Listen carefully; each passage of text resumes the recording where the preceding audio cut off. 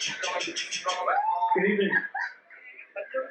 Please join me in welcoming Mr. Terence Mckenna.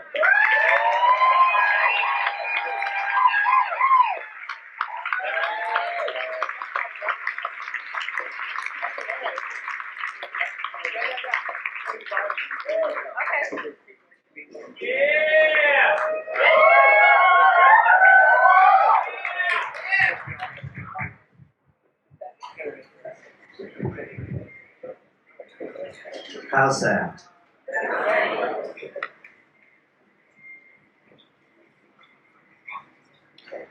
Well, I can't see all of you, but it's a pleasure to be in Seattle this evening. It made me feel real welcome. Thank you.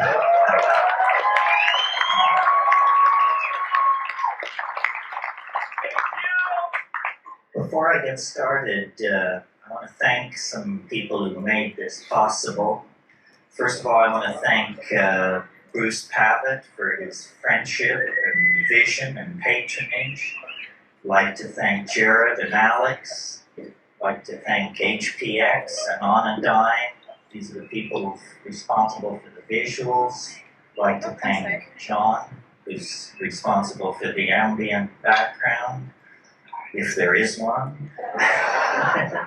And Dean Chamberlain, who took the amazing photographs of Albert Hoffman, Tim Leary, and myself, other people. Be sure and check out his photographs. The guy is a major talent. Okay, so much for all of that. I hope you all got the brochures which were available this evening, which indicate major events in the psychedelic community to come. One in Mexico that's become legendary over the years, and one dedicated to psychedelic artists that will occur in Hawaii this September, that is a new experiment in an effort to expand the dialogue on psychedelics, to bring artists out of the closet and to force a confrontation on the issue of the impact of psychedelics on creativity.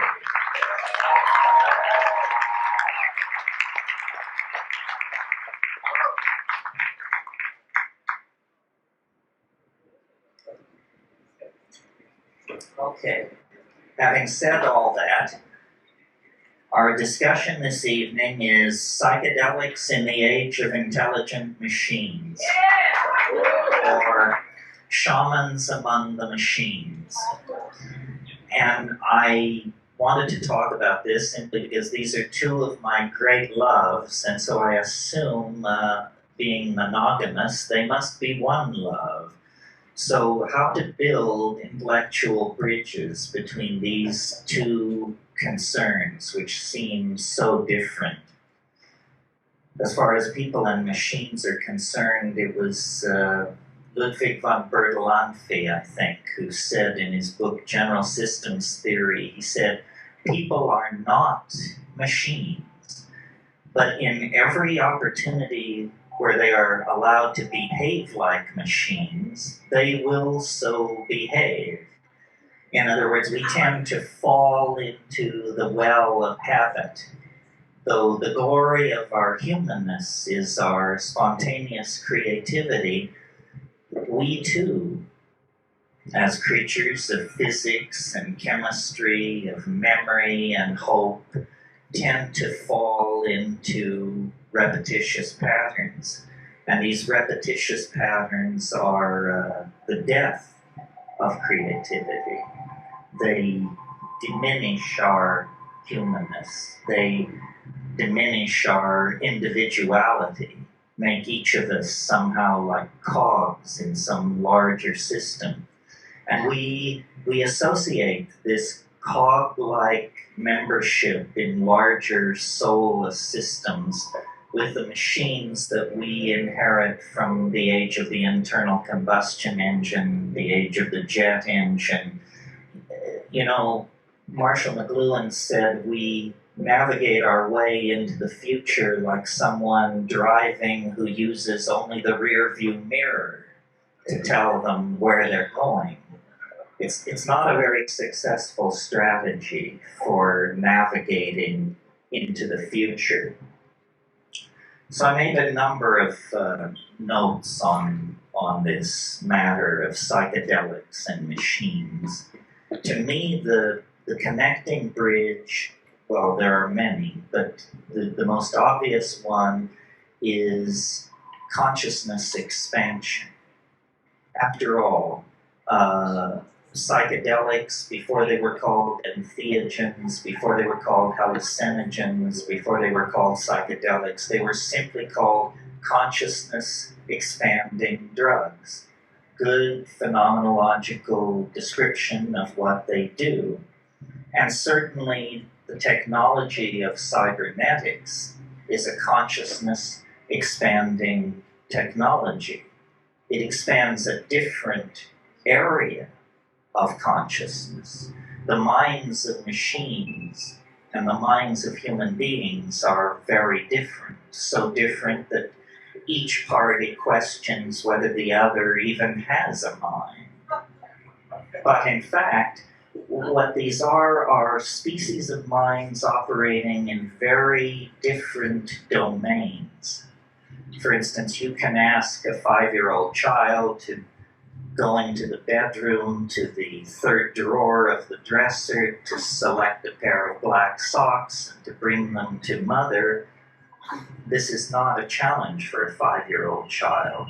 To get a machine to do this is $100 million and a research team of 40 or 50 technicians, code writers, working months. On the other hand, if you ask a person for the cubed root of 750,344, much head-scratching results. A computer is utterly undaunted by that question. So computers are minds that work in the realm of computation, and human minds are minds that work in the realm of generalization, spatial coordination, understanding of natural language, so forth and so on. Are these kinds of minds so different from each other, pilgrims, that there is no bridge to be crossed? I would submit not. That, in fact, the bridge between the human mind and the machine mind is symbolic logic, mathematics. When we think clearly, we are intelligible to machines. People who write code know this, that the essence of making yourself clear to a machine is to think clearly yourself.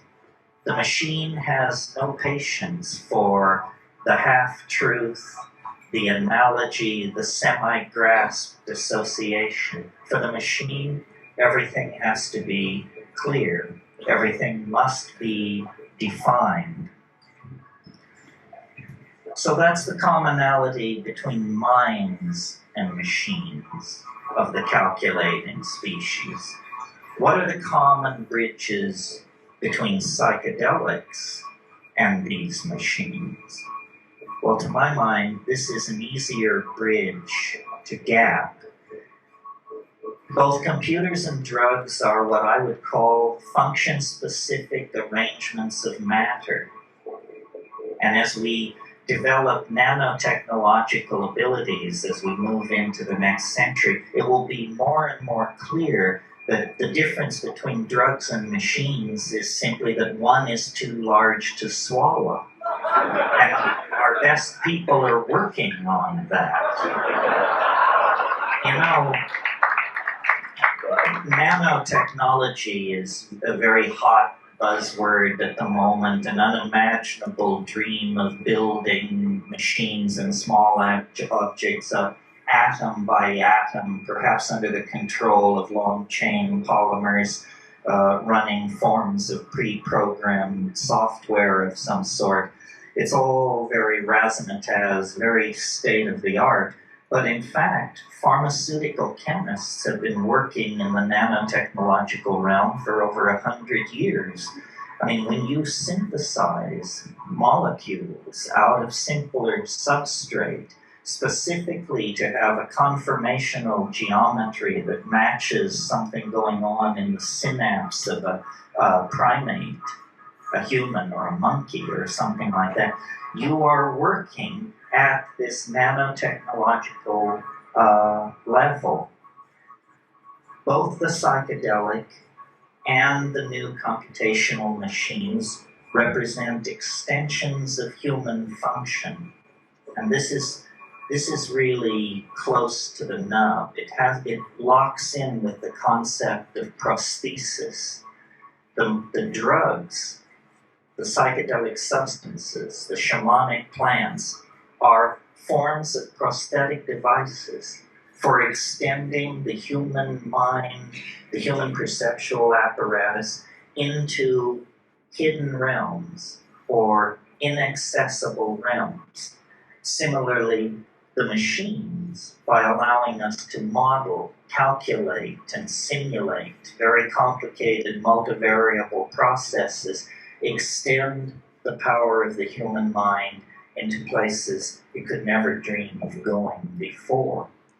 And part of what seems to me very real about being a human being and inheriting 10,000 years of human history is the complexity of the inheritance and the growth of that complexity.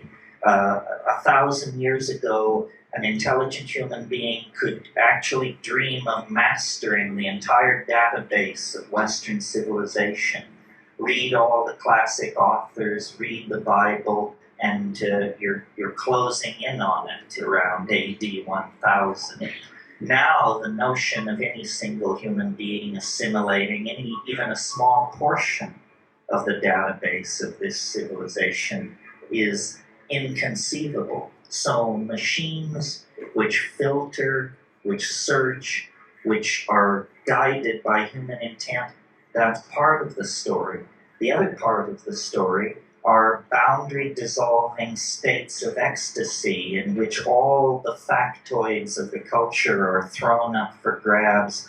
The deck is reshuffled, synchronicity rules, and out of that steps visionary understanding, breakthrough, integrative breakthrough under the aegis of psychedelic intoxication.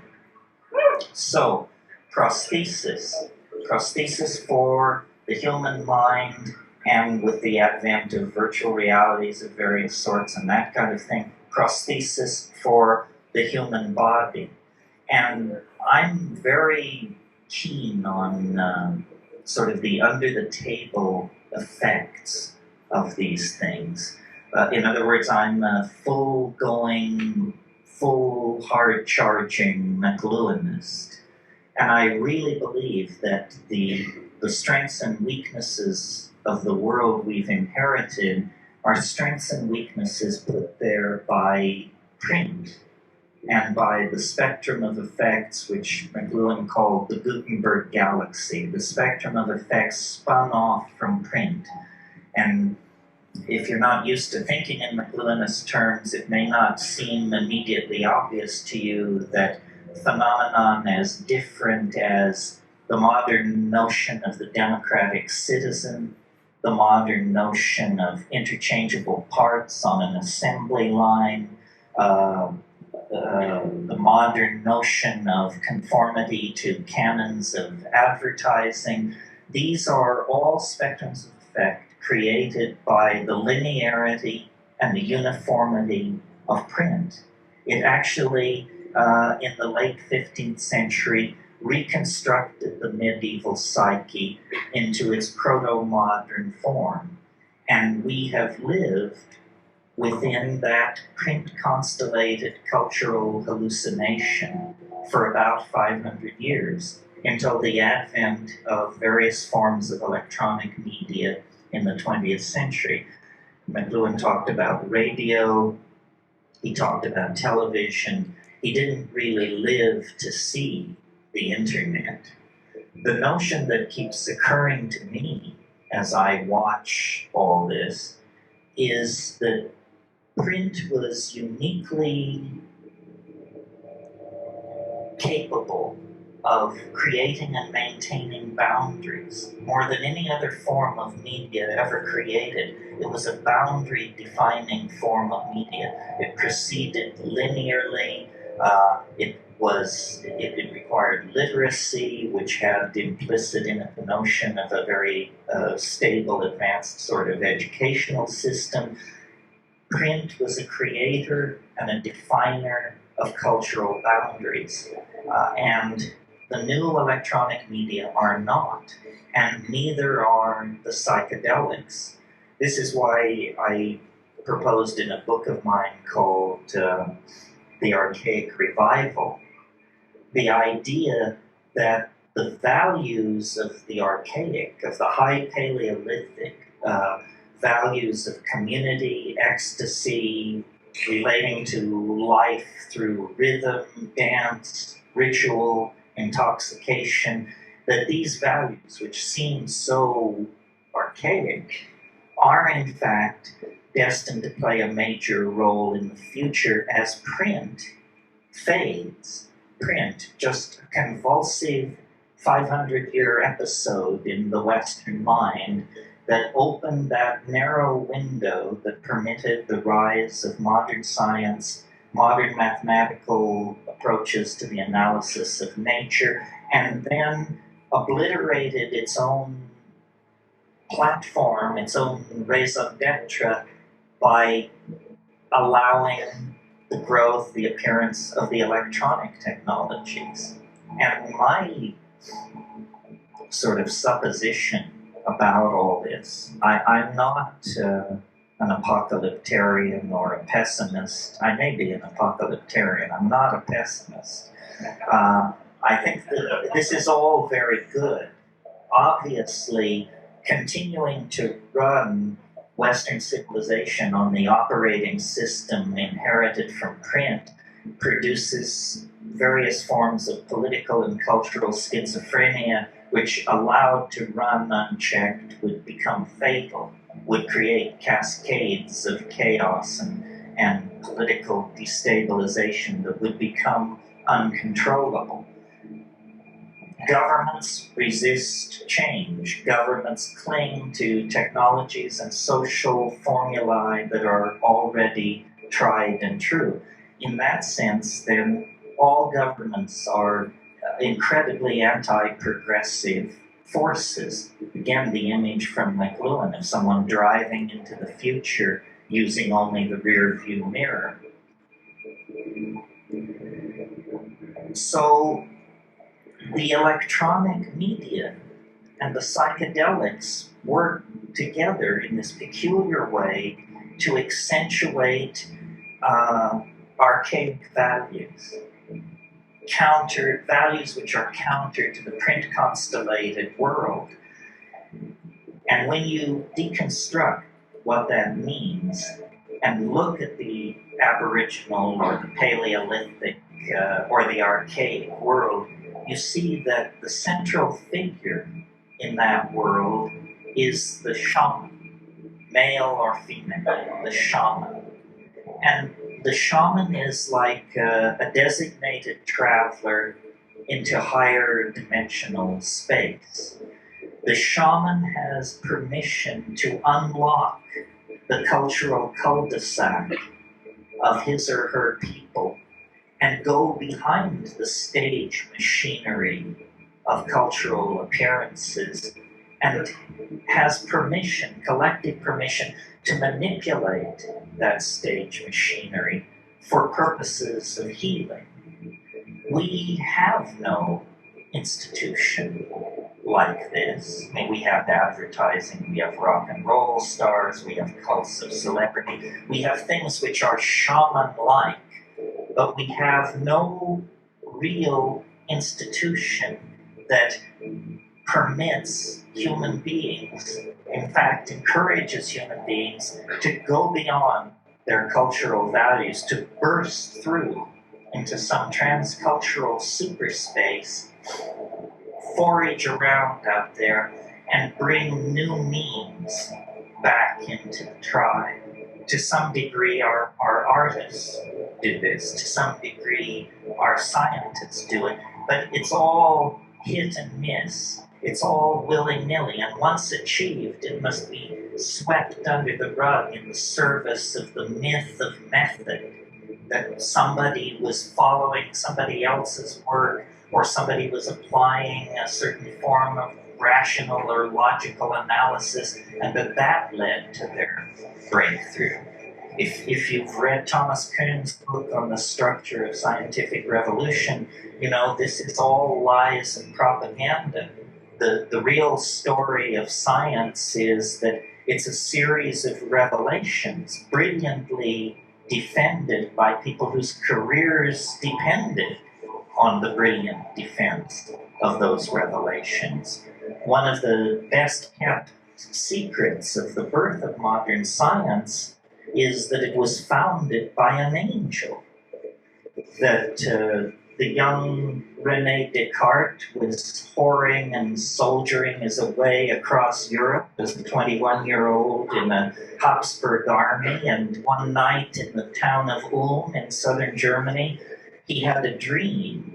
Strange that this would be the birthplace of Albert Einstein some 200 years later.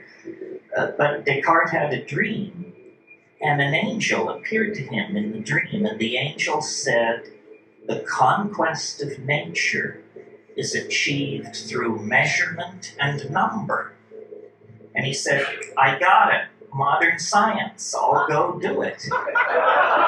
And he did. And that was the method for over 250 years of the conquest of nature. And it leads us, you know, to the Josephson Junction, the Mars Global Surveyor, long base interferometry that searches nearby stars for Earth-like planets. It brings us the entire cornucopia of scientific effects, but an angelic revelation disguised as a logical philosophical breakthrough. This is what you're not told in the academy. So my point there is, human progress has always depended on the whispering of alien minds, confrontations with the other, probes into dimensions where imagination and chance held the winning hands. So the shaman, as a paradigmatic figure, is applicable both in the Aboriginal social context and in the present social context. The Skywalker, the one who goes between, the one who passes outside of the tribe and then returns with means, insights, cures, designs, glossolalia, technologies, and re-fertilizes the human family by this means. It's irrational, but it's how it actually happens, and it's how it's always happened, and it may very well be the only way that it can happen.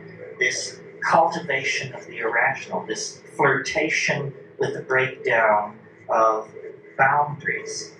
So now, in our nuts and bolts technological progress, we have somehow created technologies which are very friendly to our social values, in that these technologies can be bought, sold, licensed, upgraded, all things which we understand. But these technologies are acting on us in the same way that psychedelic drugs do, but more profoundly, more generally, and more insidiously, because their effect is not understood, or if it is understood, it's not discussed. And so in a way we have come into a kind of post-cultural phase. All culture is dissolving in the face of the drug-like nature of the future. Its music, its design, indeed the very people who will inhabit it appear to be the most switched on, the most chance-taking, the most alive of the entire tribe. People who feel the beat, people who are not afraid to take chances, people for whom these technologies have always been very natural. Machines are central to the new capitalism, the information transforming technologies. And in fact, one of the strange things that is happening is every move we now make in relationship to the new technologies redefines them at the very boundaries where their own developmental impetus would lead them toward a kind of independence. In other words, we talk about artificial intelligence. We talk about the possibility of an AI coming into existence, but we do not really understand to what degree this is already true of our circumstance. In other words, how much of society is already homeostatically regulated by machines that are ultimately under human control, but practically speaking are almost never meddled with. The world price of gold, the rate of petroleum extraction and other base natural resources, how much of these things is on the high seas and in the pipeline at any given moment, how much electricity is flowing into a given electrical grid at any moment, the distribution and the billing of that electricity. All manufacturing and inventory processes are under machine control. So in other words, the larger flows of energy, capital, and ideas already have a kind of autonomous life of their own that we encourage because it makes us money, it makes our lives smoother, it empowers us. It's a symbiotic relationship of empowerment. Even in the matter of the design of these machines, once, human engineers would work from a set of performance specs, and they would design a chip to meet those specs, and the architecture would be put in place by human engineers. Now a machine is told, here are the design specs, design the architecture to satisfy the specs, and when that is done, the chip is manufactured. The actual design of the thing is in the hands of machines. So these machines are, McLuhan once said of human beings, he said, we are the genitals of our technology. We exist only to improve next year's model. Well, appears that they're phasing us out of this ignominious role as well as every other role. Oh, let's see here. So, being an optimist, that's where I was, yes.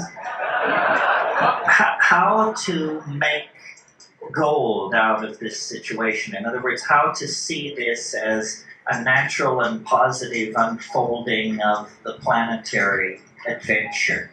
And for some of these ideas, I'm indebted to Michael DeLanda, who wrote a book called 1,000 Years of Non-Linear History, and I highly recommend it.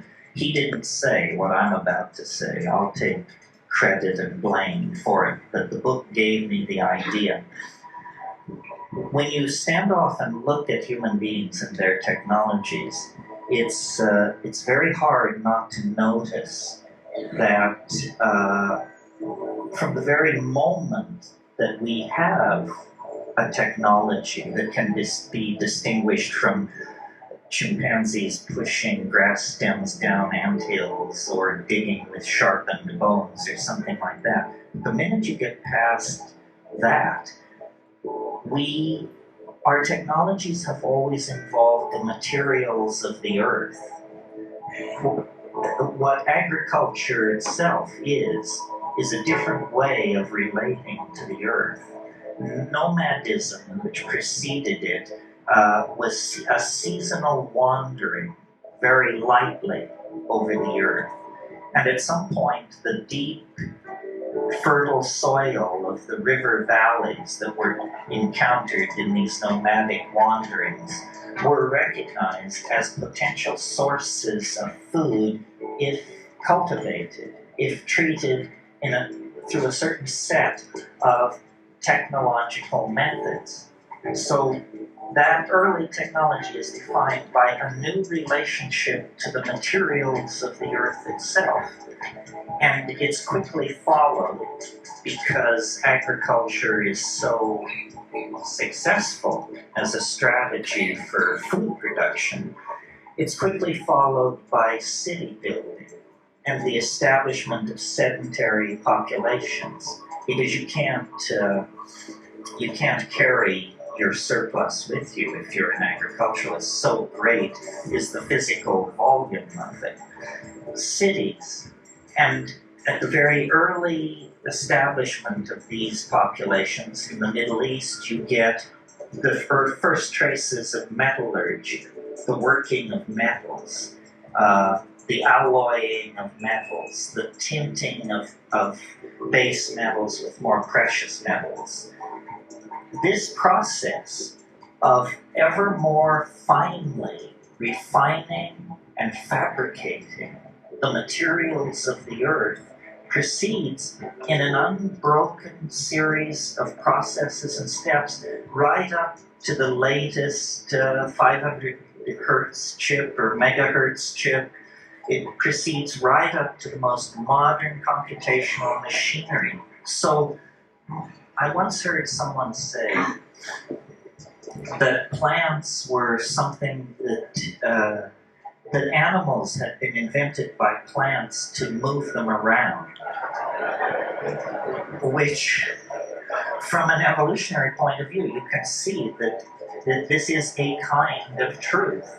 And many plants hitchhike around on animals, and no animal has been more prolific in the spreading of plants than the human animal. I mean, we call it ecosystemic disruption. What it really is ecosystemic homogenization. I live in Hawaii, for example. 80% of the plants in Hawaii are now introduced species. Almost none of the plants that were pre-conquest on the western coast of North America exist anymore. They have been supplanted by much tougher, more tightly evolved Mediterranean plants that had known the presence of grazing animals for millennia. So these flora are constantly being changed. Human beings move plants around. Well, with that perspective, then, it seems to me the Earth's strategy for its own salvation is through machines.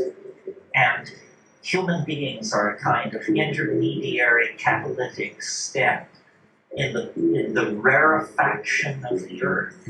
The Earth is involved in a kind of alchemical sublimation of itself into a higher state of morphogenetic order.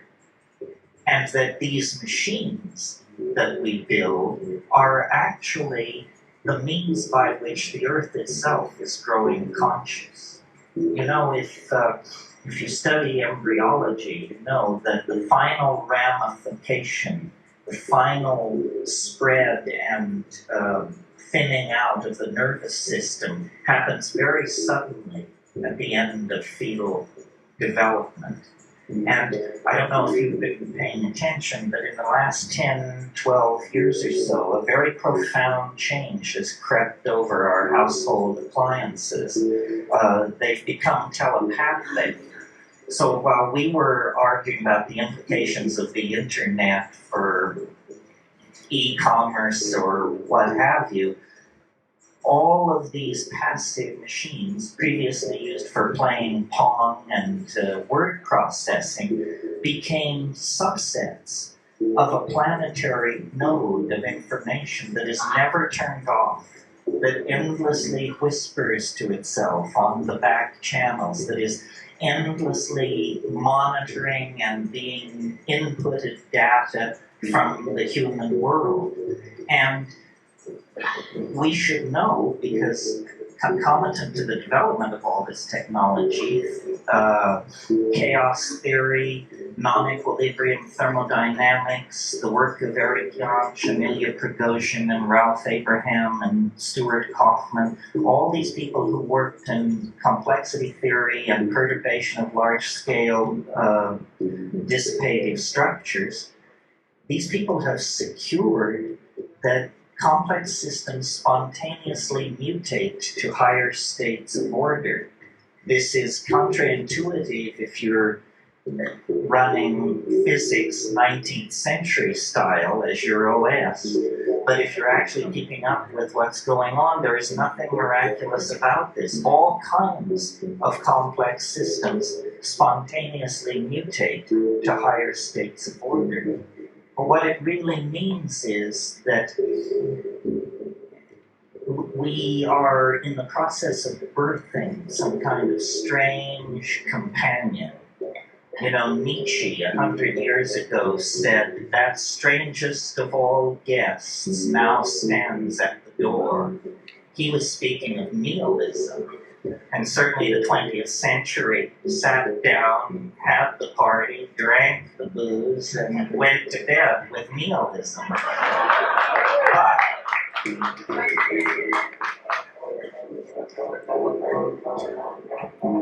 now a stranger guest stands at the door, and it is the AI, denied as a possibility as recently as 10 or 15 years ago in books like Hubert Dreyfus's What Computers Can't Do. But if you've been paying attention, you may have noticed those voices have grown strangely silent in the past 5 or 6 years. At this point, nobody wants to say what computers can't do and hang their career on that. I mean, that would be extremely reckless at this point, I would think. Because the fact is, we are ourselves elements acting and reacting in a system that we cannot understand. This seems natural to me because my observations, as stated here this evening, rest on an assumption which science doesn't share, but which I think is easily conveyed, and you can confirm it from your own experience of life, and it is this, that the universe grows more complex as we approach the present. It was simpler 1,000,000 years ago, it was simpler yet 1,000,000,000 years ago. As you go backward in time, the universe becomes more simple. As you approach this golden moment, process, complexity is layered upon complexity. Not only a planetary ecosystem, not only language-using cultures, but language-using cultures with high technology, with supercomputers, with the ability to sequence our own genome, on and on and on. That's self-evident. Equally self-evident is the fact that this process of complexification that informs all nature on all levels is visibly, palpably, obviously accelerating. And I don't mean so that glaciers retreat 50% faster or volcanism is occurring at 12% greater rate than 1,000,000 years ago. I mean viscerally accelerating, so that now a human life is more than enough of a window to see the entire global system of relationships in transformation. Well, I guess you could call me an extrapolationist. If I see a process which has been slowly accelerating for 12 billion years, it's hard for me to imagine any force which could step forward out of nowhere and wrench that process in a new direction. Rather, I would assume that this process of exponential acceleration into what I call novelty, what you might call complexity, is a law of being and cannot be retarded or deflected. But what does that mean? Because now a human lifetime is more than enough time to see this process of rampant and spreading virus-like complexity. What does it mean? It seems to presage the absolute annihilation of everything familiar, everything with roots in the past. And I believe that to be true. I think that the planet is like some kind of organism that is seeking morphogenetic transformation, and it's doing it through the expression of intelligence and out of intelligence technology. Human beings are the agent of a new order of being. That's why, though it's obvious that we're higher mammals and some kind of primate and so forth and so on, you can look at us from another point of view and see that we're more like archangels than primates. We have qualities and concerns and anxieties that animals don't share. We are mercurially suspended between two different orders of being, and our technologies, our fetishes, our religions, and my definition of technology is sufficiently broad that it includes even spoken language. All of our technologies demand, push forward toward, and make inevitable their own obsolescence. So we are like caught in an evolutionary cascade. And people say, well, if the AI were to break loose, what would it look like? What would it be? Where does humanity fit into the picture? It's a little hard to imagine. Machines operating at 1,000 megahertz confer automatic immortality on the mammalian nervous system if you can get it somehow uploaded, downloaded, cross-loaded into machinery, because 10 minutes becomes eternity in a machine like that. So a kind of false or pseudo immortality opens up ahead of us as a kind of payoff for our devotion to the program of machine evolution and machine intelligence. Now, some people say this is appalling and we should go back to the good old days, whatever the good old days were. To me, it's exhilarating, exciting, psychedelic, beautiful. It means that the human form, the human possibility is in the process of leaving history behind. History is some kind of an adaptation that lasts about, pick a number, 10,000, 15,000, 20,000 years, no more than that. But what is 20,000 years in the life of a biological species? We know that there were Homo sapiens sapien types 200,000 years ago. So history is some kind of an episodic response to a certain set of cultural dilemmas, and now it's ending. And print created a number of ideas which now have to be given up. Ideas like the distinct nature, the distinct and unique nature of the individual, the hierarchical, the necessary hierarchical structuring of society. All of these things are going to, if not have to be given up entirely, dramatically modified, because the illusion that the self has simple location is now exposed. The self does not have simple location. This is why you are your brother's keeper. This is why we all are responsible for each other. The idea that what happens in distant parts of the world makes no claim on my moral judgment or my moral understanding is wrong. The world, as revealed by quantum physics, as revealed by electronic experience, is what Leibniz called a plenum. It's all one thing. It's all connected. It's all of a part. So then I also wanted to point out that I mentioned earlier this thing about prosthesis and how the machines were prosthetic devices, extending human consciousness somewhat like psychedelics. That's the equation from a human point of view. But what is also equally true is that we are prosthetic devices for these machines. We are their eyes and ears in the world. We provide the code. We provide the constraints. We build the hardware. It is a relationship of mutual benefit. It's not entirely clear that our contribution will always be creative in the sense of that our primate hand will be on the tiller of existence as it has been.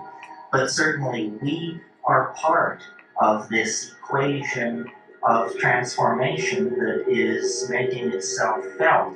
And I think the distinction between flesh and machinery, which is easily made now, will be less easy to make in the future. As we migrate toward the nanotechnological domains, the methodologies of production become much more like the processes of biology. For example, biology does all its miracles on this planet at temperatures below 115 degrees Fahrenheit. Organic life requires no higher temperature to build great whales, redwood trees, swarms of locusts, what have you. The high temperature heavy metal technologies that we have become obsessed with are extremely primitive and extremely toxic.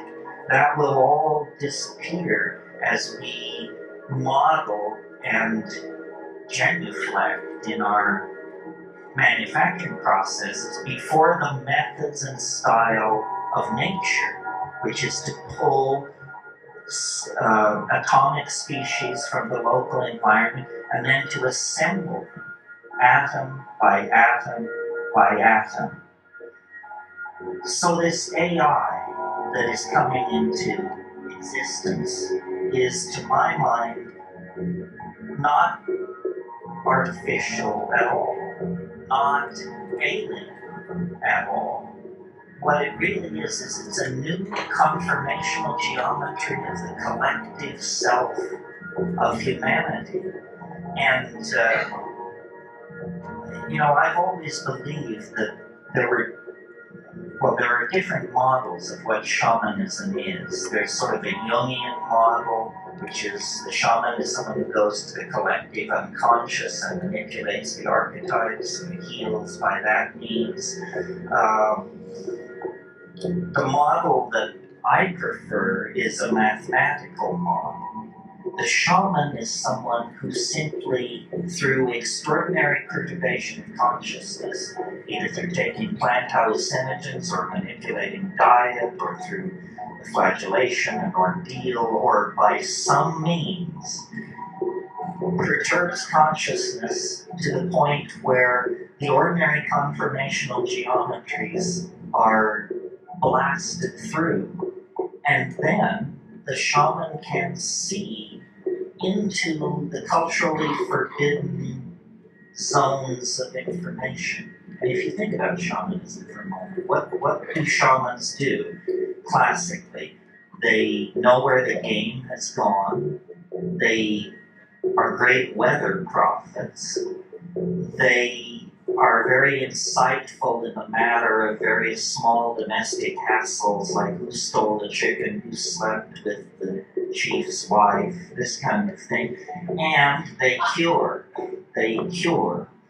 Well, if you analyze these abilities, it's clear to me they all indicate that they come from a common source.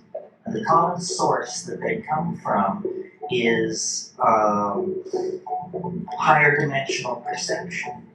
In a mathematical sense, not a metaphorical sense, in the sense of 4D perception. If you could see in hyperspace, you could see where the game will be next week. You could see the weather a month from now. You would know who stole the chicken.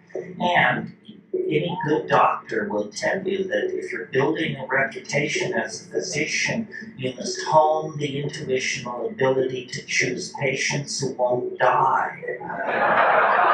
It's a call. Any doctor will tell you this. So this is what shamans are. They are 4D people. They are sanctioned members of the society who are allowed to put on the gloves, as it were, pull on the goggles, and look beyond the idols of the tribe, look beyond the myth. Well, in a way, as culture breaks down in multiculturalism and the rise of the internet and a generation of people raised on hallucinogenic plants and substances, we all are asked to assimilate some portion of this shamanic potential to ourselves. And it's about not blocking what is obvious. Nothing comes unannounced. I mean, this is the faith. Nothing comes unannounced. But idiots can miss the announcement. So it's very important to actually listen to your own intuition rather than driving through it. And this is not, to my mind, woo-woo. It's actually based on the observations of how life works, whether it's counterintuitive to logical positivism and its fellow travelers or not. Then I want to leave you with just one last thought on all of this, which is, and this sort of harks back to the question of the similarities between the machines and the plants. And it's I'm sure you've heard this, I've heard it, it has different levels of being said and being heard. It's that the world is actually made of language. It isn't made of electrons and fields of force and scalar vectors and all of that fancy stuff. The world is made of language. The word is primary, more primary than the speed of light, more primary than any of the physical constants that are assumed by science to be the bedrock of reality. Below that, surrounding and enclosing all those constructs of science is language, the act of signifying. And virtual reality is a very sexy, new sort of concept as normally presented. Machine-sustained immersive realities that trick your senses into believing you're in a world that you are in fact not in. But in fact, the entire enterprise of civilization has been about building these virtual realities. The first virtual realities were at Ur and Shanandar and Çatalhöyük and Jericho. Yes, stone and adobe is an intractable material compared to photons moving on a screen. But nevertheless, the name of the game is the same, which is to cast an illusion between man and reality, to build a cultural truth in the stead of the natural truth of the animal body and the felt moment of immediate experience. And this is where I want to tie it up with this notion of the felt presence of immediate experience. This transcends the culture, the machines, the drugs, the history, the momentum of evolution. It's all you will ever know and all you can ever known is the felt presence of immediate experience. Everything else arrives as rumor, litigant, advocate, supposition, possibility. The felt moment of immediate experience is actually the mind and the body aware of each other and aware of the flow of time and the establishment of being through metabolism. And this, I think, is what the machines cannot assimilate. It will be for them a mystery as the nature of deity is a mystery for us. I have no doubt that before long there will be machines that will claim to be more intelligent than human beings and will argue brilliantly their position. It will become a matter of philosophical disputation whether they are or are not passing the Turing test and so forth and so on. But machines, I do not believe, can come to this felt moment of immediate experience. That is the contribution of the animal body to this evolutionary symbiosis, which I believe will end in the conquest of the universe by organized intelligence. That all this is prelude. I mean, we are fragile. This earth is fragile. A tiny slip anywhere along the line, and we could end up a smear in the shale, no more than the trilobites or the Rhamphorhynchi or all the rest of those who came and went. But given the sufficient cultivation of the potential of our technology, we can actually reach toward a kind of immortality, not human immortality, because that's contradictions in terms, but immortality nevertheless based on the possibility of machines and the transcendent ability of human beings to live and love and express themselves in the moment.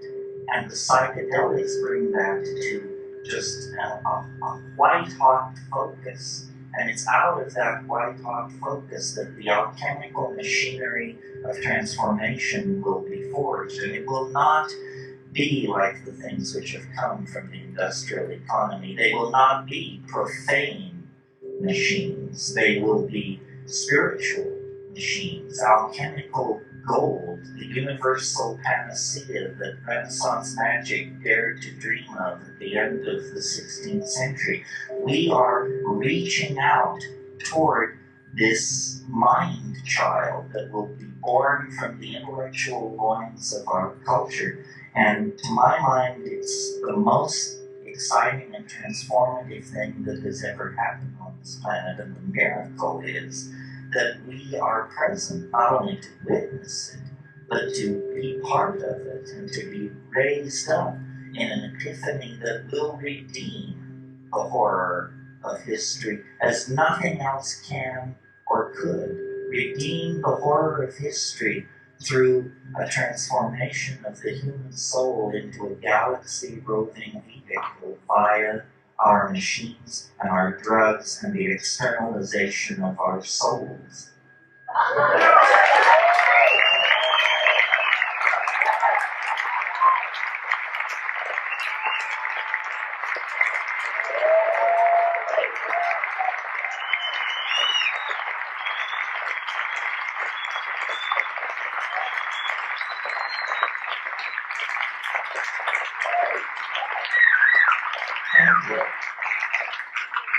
There could have been more jokes. You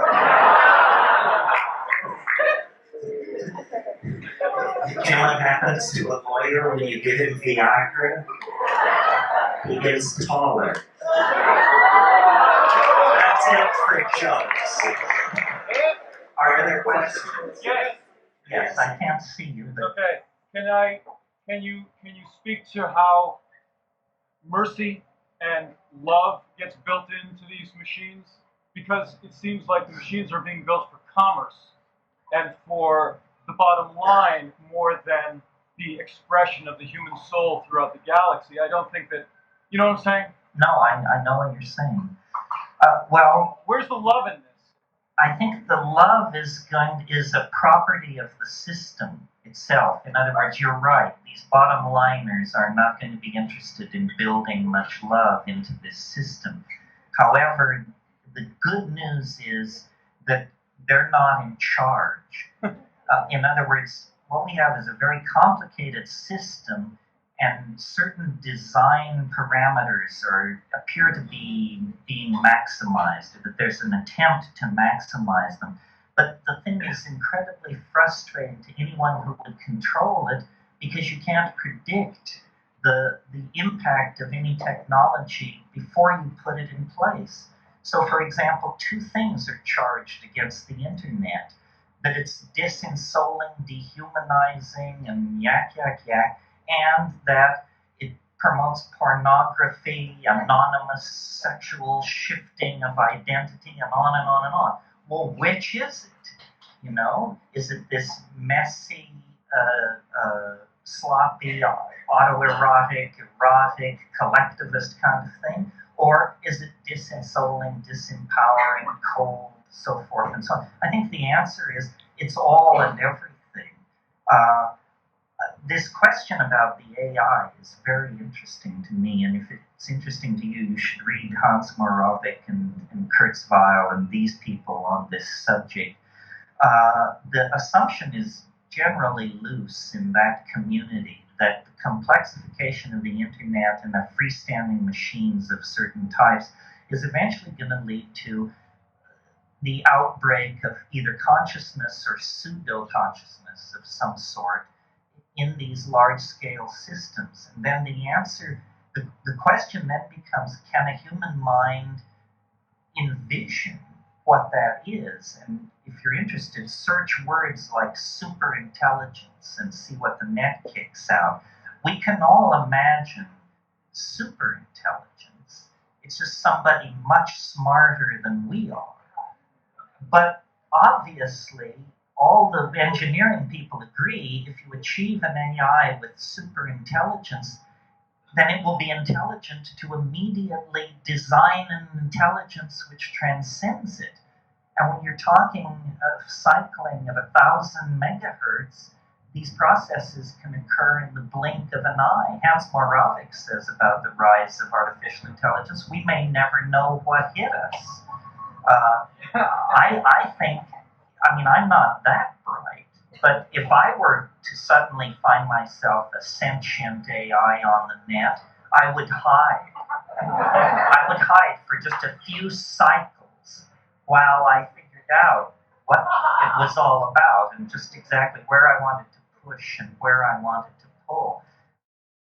Could there be time travel a la H.G. Wells, where you climb onto the saddle of the time machine, and then day follows night like the flapping of a great black wing until all merges into a continuous grayness, and then you find yourself confronting Yvette Mimieux in the year 1 billion AD or something like that. It's possible. Time travel was completely out of left field 10 years ago. In the last 18 months, there have been hundreds of articles of time travel in Physical Review and other places. There are even schemes for time travel that would work. They just require godlike technological abilities. In other words, if you could build a cylinder with the diameter of the planet Saturn that was 10 AU in length and could spin it at 95% the speed of light, then when it would wrap space-time around itself like toilet paper on a roll. As you traveled up the transverse dimension, you would find yourself traveling in time. Kurt Gödel showed this in 1949, and that paper has been lying around. Well, obviously, it's a tough way to do it. But it's a tough thing to do.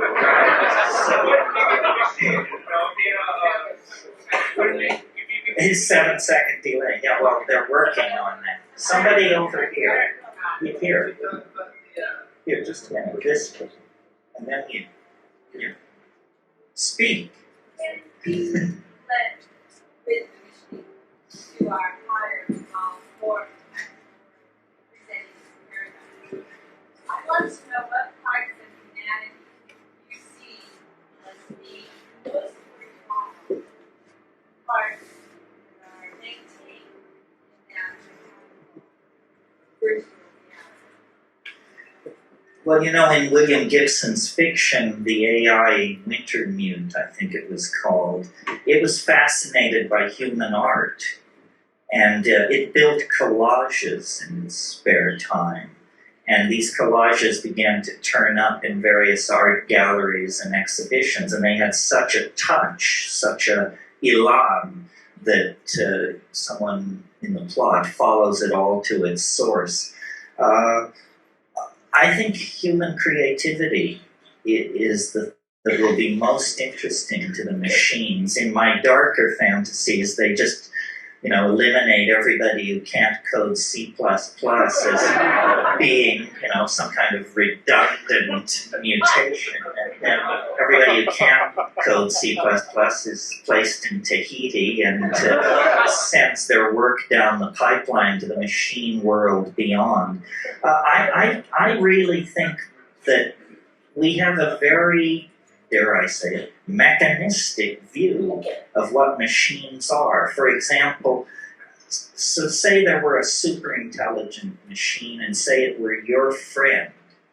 Well, if it were really super intelligent, then it ought to be able to just make your life heaven itself. In other words, without you giving it any input whatsoever, it should be able to arrange for you to find $50 bills lying on the street, old friends encountering you, promotions coming your way. Because the real thing that machines can do, I think, is manage complex processes. And what civilization is 6 billion people trying to make themselves happy by standing on each other's shoulders and kicking each other's teeth in. It's not a pleasant situation. And yet, you can stand back and look at this planet and see that we have the money, the power, the medical understanding, the scientific know-how, the love, and the community to produce a kind of human paradise. But we are led by the least among us, the least intelligent, the least noble, the least visionary. We are led by the least among us, and we do not fight back against the dehumanizing values that are handed down as control icons. This is something, I don't really want to get off on this tear because it's a lecture in itself, but culture is not your friend. Woo! Culture is for other people's convenience and the convenience of various institutions, churches, companies, tax collection schemes, what have you. It is not your friend. It insults you. It disempowers you. It uses and abuses you. None of us are well treated by culture. And yet we glorify, the creative potential of the individual, the rights of the individual. We understand the felt presence of experience is what is most important. But the culture is a perversion. It fetishizes objects, creates consumer mania, it preaches endless forms of false happiness, endless forms of false understanding in the form of swirly religions and silly cults. It invites people to diminish themselves and dehumanize themselves by behaving like machines, meme processors of memes passed down from Madison Avenue and Hollywood and what have you. How do we fight back? It's a question worth answering. Same question as how do we fight back? I think that by creating art, man was not put on this planet to toil in the mud. Or the God who put us on this planet to toil in the mud is no God I want to have any part of. It's some kind of Gnostic demon. It's some kind of cannibalistic demiurge that should be thoroughly renounced and rejected. By putting the art pedal to the metal, we really, I think, maximize our humanness and become much more necessary and incomprehensible to the machines.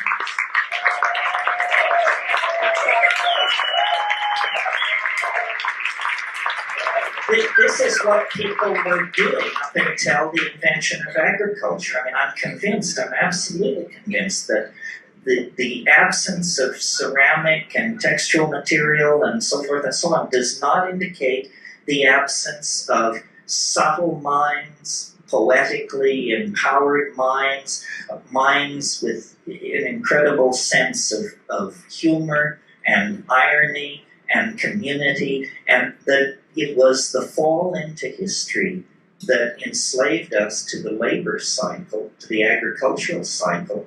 And notice how fiendish it is. A person who dedicates themselves to agriculture, who did in the Paleolithic, can produce hundreds of times the amount of food they can consume. Well, so why would anyone do that? Well, the answer is because you can use it to play power games. You know, you can trade it for wives or land or animals or something like that. And so living in the moment, creating art, probably largely through poetry and body decoration and dance, gave way to toil and predatory social forms of behavior, which we call commerce, capitalism, the market economy, so forth and so on. That's why, you know, the breakdown of the monolithic structures created by print is permitting a vast proliferation of the cottage industry mentality, the self-employed artist, the hacker who stays home and develops his or her software, people who dare to be independent and slip beyond the reach of these dinosaur-like mechanistic organizations. That's what it's all about. It's all about trying to create a cultural, trying to negotiate a cultural standoff between you and your culture so that it will not put you in the can for the rest of your life, but you can put up with its stupidity. And, you know, we have a very uncomfortable fit on this issue, especially as people like you know who are sophisticated about psychedelics. I mean, this is a society, a world, a planet dying because there is not enough consciousness, because there is not enough awareness, enough coordination of intent to problem. And yet we spend vast amounts of money stigmatizing people and substances that are part of this effort to expand consciousness, see things in different ways, unleash creativity. Isn't it perfectly clear that business as usual is a bullet through the head? That there is no business as usual for anybody who's interested in survival.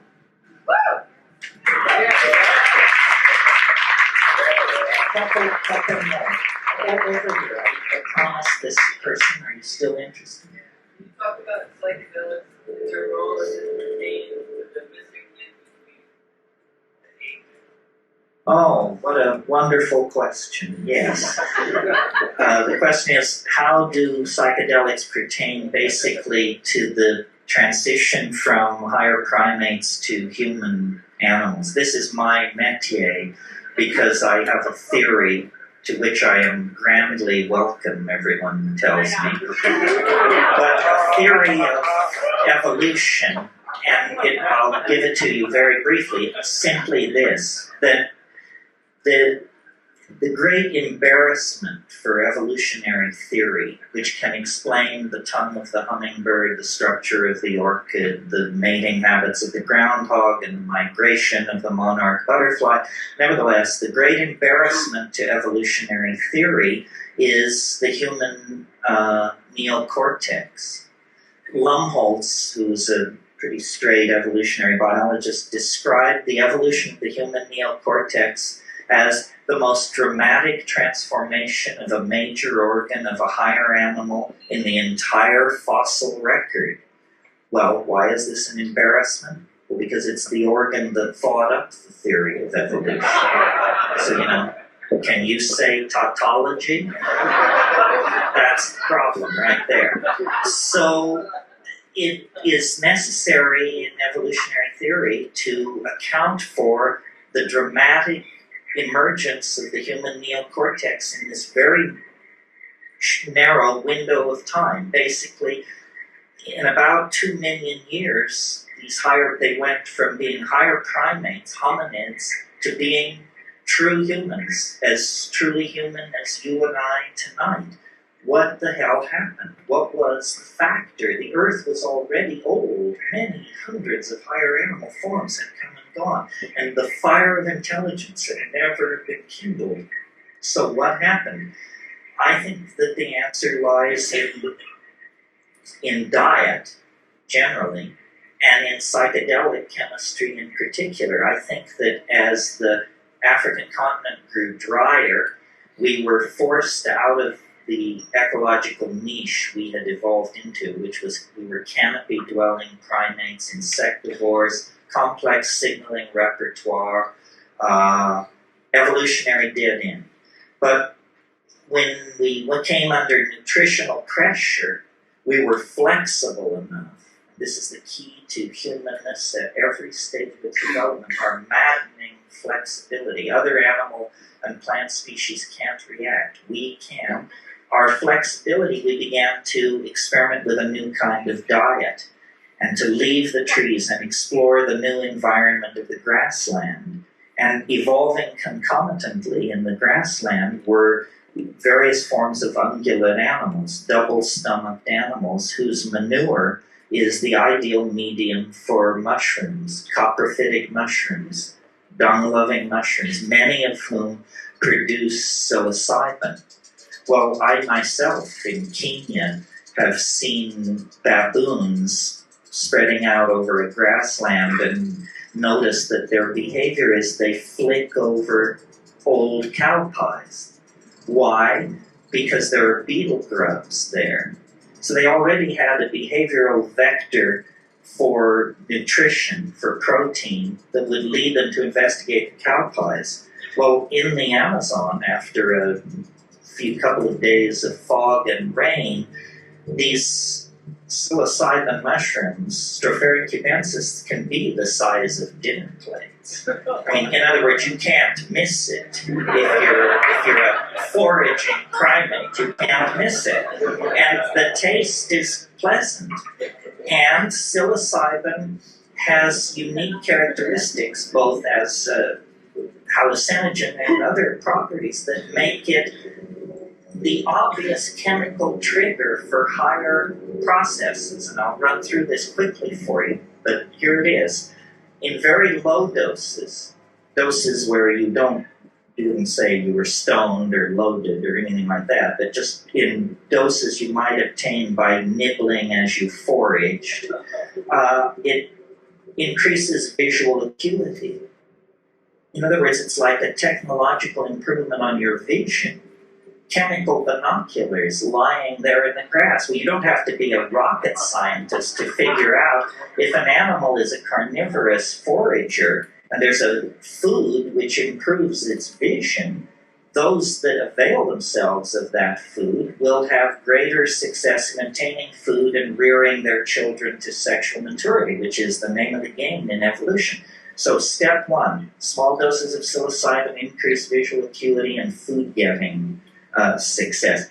Step two, slightly larger doses of psilocybin in primates create what's called arousal.